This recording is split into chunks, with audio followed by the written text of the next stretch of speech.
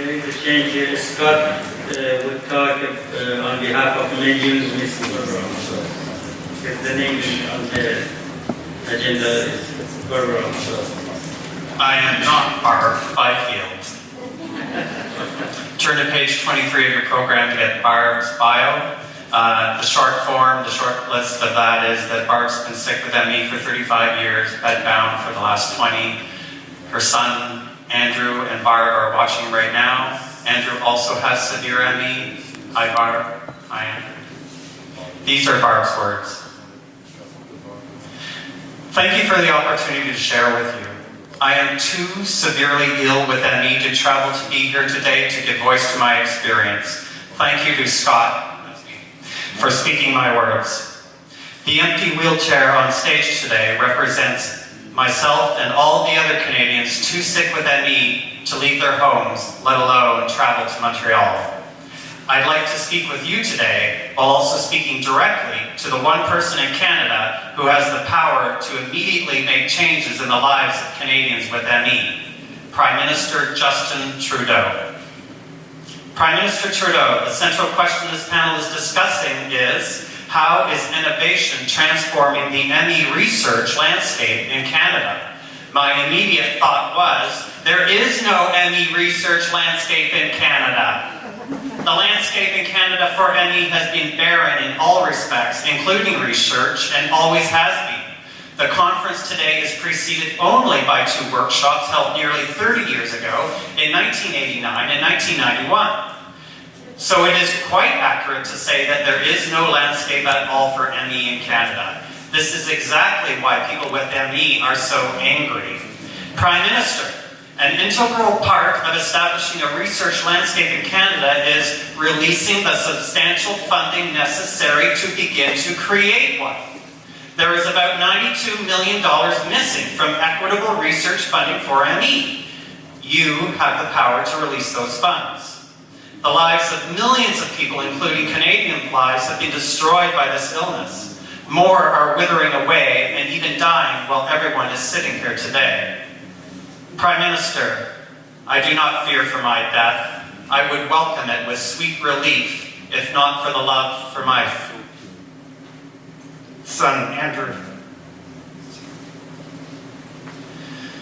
Prime Minister, my biggest fear is that the outcome of this conference will be the government's representatives will, sorry, I'm thinking of Andrew and Barb, will smile and wave to their newly acquired friends, run to catch their planes and fly off into the sunset.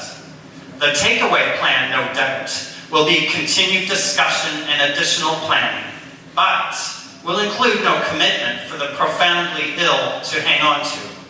Prime Minister Trudeau, living in a perpetual state of severe impairment and grueling torture crushes the soul. I fear that unless you make a public commitment to increasing ME funding, it's merely business as usual. And then there will be more suicides, with more trips to Switzerland for euthanasia, more requests for assisted suicide. So, Prime Minister, don't try to placate us by telling us you care and you're working on it. That does nothing to ease the pain. Don't congratulate yourselves for announcing funding for a collaborative partnership led by the US NIH after decades of neglecting us. Don't assume you know what's best for any patient and then exclude us from the decision-making process. We are the experts on ME, you are the student. Don't tell us that science takes time. Science takes money. Research results from the latest funding opportunity are more than 5 years in the future, and many of us will, by then, be dead.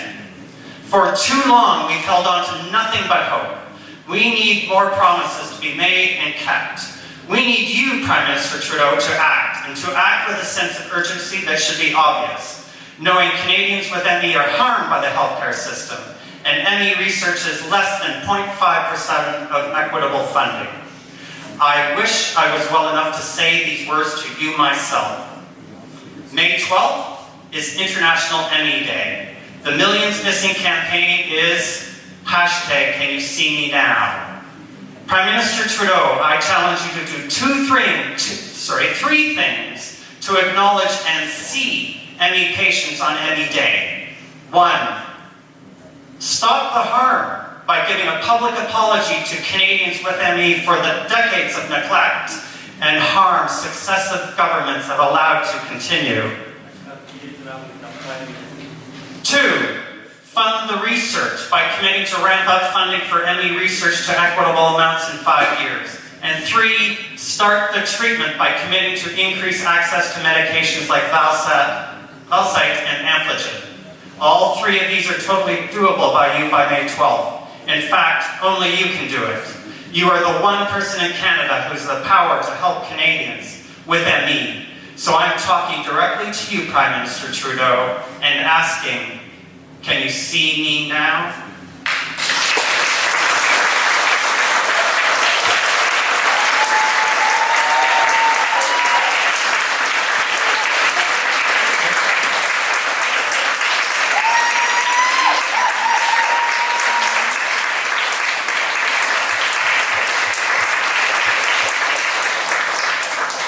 Thank you very much, Scott.